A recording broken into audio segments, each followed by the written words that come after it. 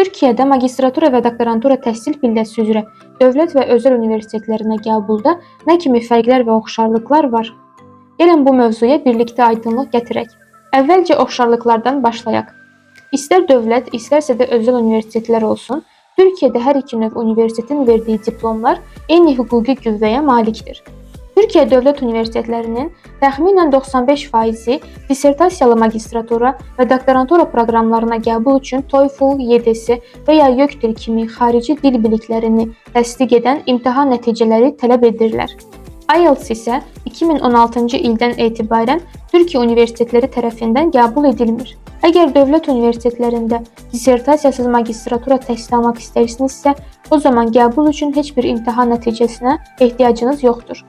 Sadəcə dissertasiyasız magistratura təhsili aldıqda, daha sonra doktorantura təhsili almanız mümkün olmayacaqdır. Bəs özəl universitetlərdə necədir? Çox daha rahat. Türkiyədəki özəl universitetlərin böyük əksəriyyəti həm dissertasiyalı magistratura, həm də doktorantura proqramlarına imtahansız qəbul təklif edir. Seçim sizindir. Şirkətimizə müraciət edərək dövlət və özəl universitetlərdə magistratura və ya doktorantura təhsili ala bilərsiniz.